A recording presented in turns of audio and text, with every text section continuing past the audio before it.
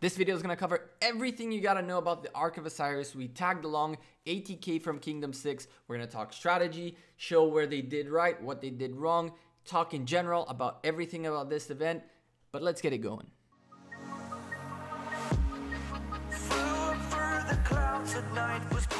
Hey there YouTube, welcome back to the Gekko. Another day, another video for you guys, and today we are 8 seconds away from joining ATK into the Ark of Osiris. Of course, we didn't get to participate, look at our power, really, but we did get to watch them fight as the Ark of Osiris battle in progress is official. We click on watch and went to watch them attempt this valiant event. Now we have 15 minutes until the Ark of Osiris unleashes and you can capture the thing there, but for now 3 minutes worth of preparation where everyone slowly ports into the map. Now there's the preparation area, the area you land in, and just like we mentioned in the video covering the event and how it works, there are 2 obelisks on the map, and those are used. Once you have them, you can teleport out of the landing zone, which you can see up there, into the obelisks which are on the map, allowing you to cut a long walking time.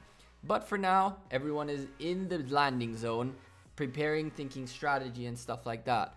Now here I want to point out to you guys the first strategy that I think you guys should employ in your attempt at this event.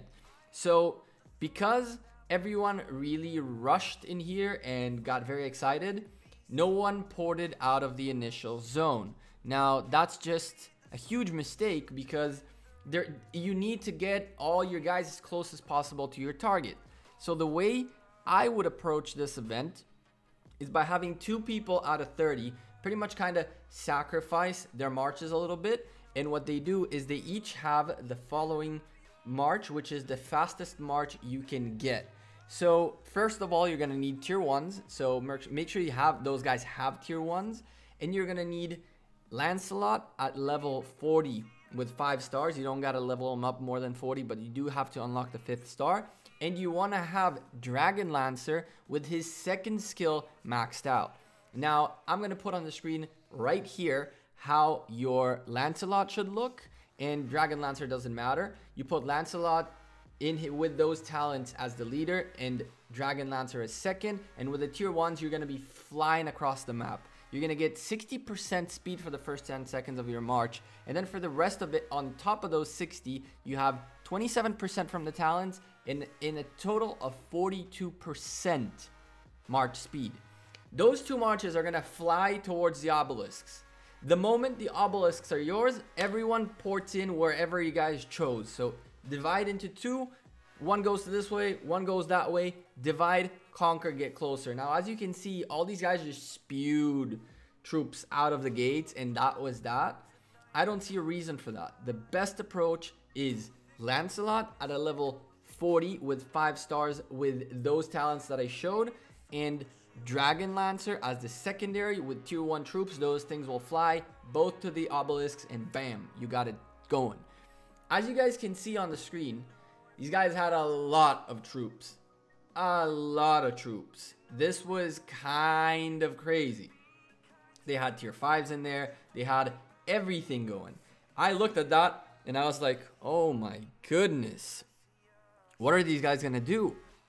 So the first bit of the event made a little bit of sense. It was just like everyone slowly, like little ants, went to their areas and tried to get buildings. Now, it is important to notice that everything is about points. So capturing the right buildings and holding them is more important than anything else.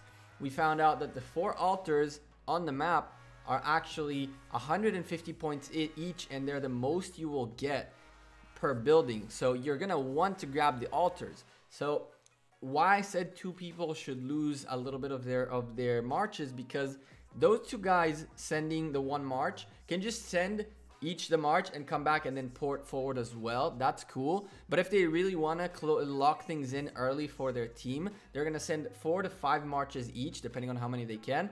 The fast ones to the obelisks, and the others to just spread on their side of the map and start grabbing things. All you got to do is keep them in there for a little bit, let your alliance mates get closer, and lock things up and add reinforcements.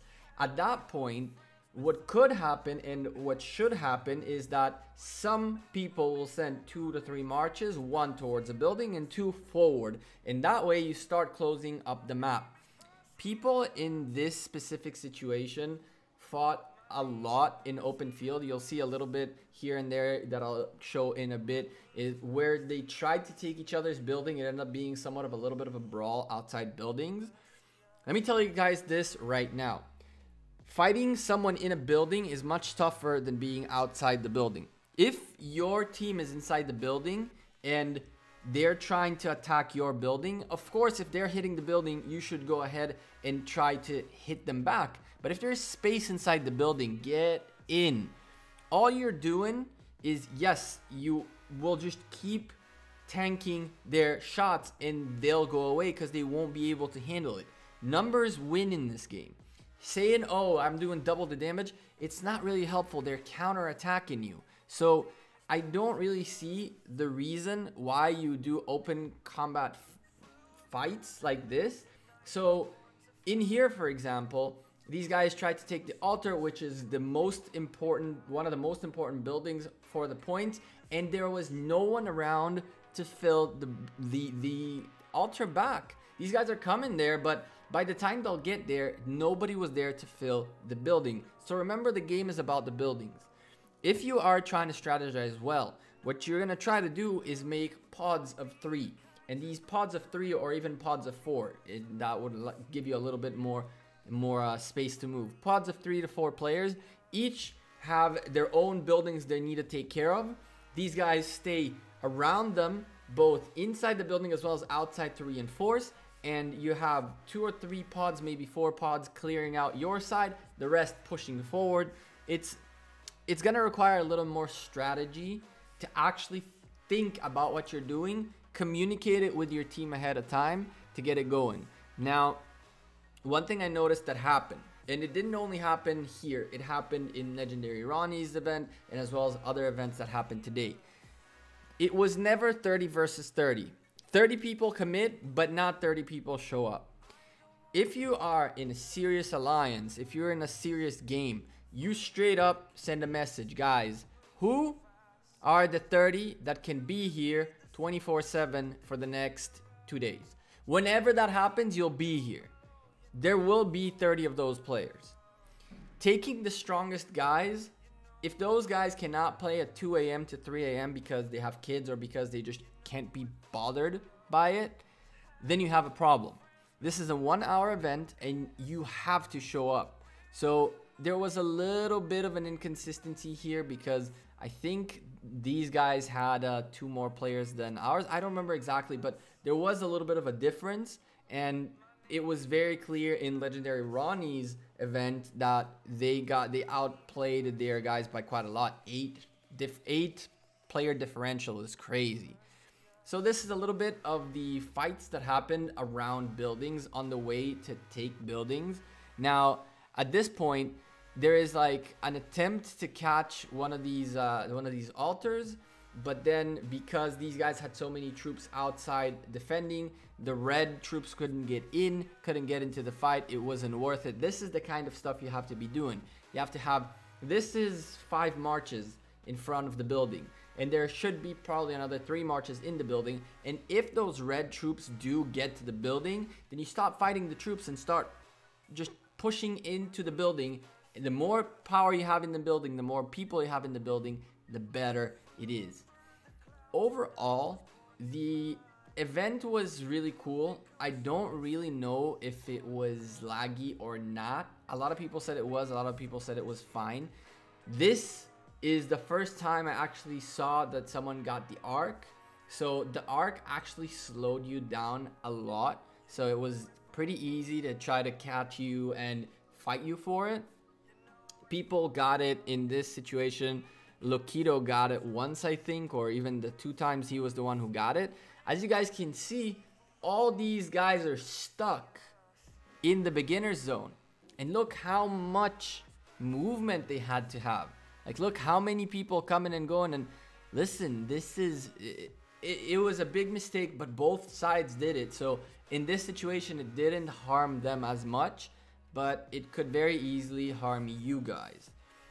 Pretty much the bottom line here, just like the score shows, they had they had the lead the whole time. ATK did not make it, unfortunately. I do want to show you a little bit more of the event and things that happen. Pretty much this guy ends up taking the Ark for the point. It's really interesting to look at the end at who got which rewards, how much and stuff like that. The pointing was really, it was kind of weird. We're gonna see that as well. Now this was the second Ark that I saw happening. It was pretty much 2 Arks and that's it. There were 2 people fighting for it. The same guy that got it the first time and this guy. Now this guy made a mistake. He saw that the red guy has the timer faster, therefore he already has it. Why are you standing there and not trying to pass this guy forward? He even went backwards and then realized what happened.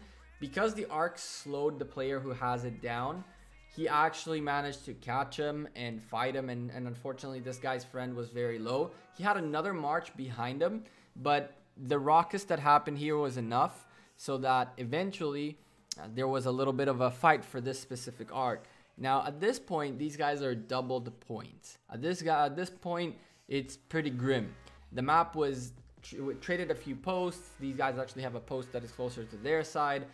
They lost both. They have 1 out of 3 shrines, but they have right now 3 out of 4 altars. They're fighting for the 1 altar and they're eventually gonna lose it. But this guy was stubborn, man. This guy was like, I have to have this Ark.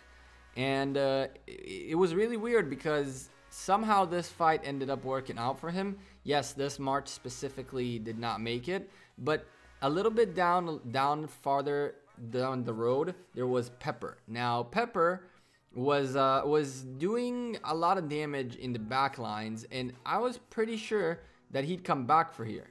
But little did I know that these guys would eventually somehow catch up to the Ark, and I didn't even see how this even happened, but they caught up with him and beat him somehow. I didn't see how.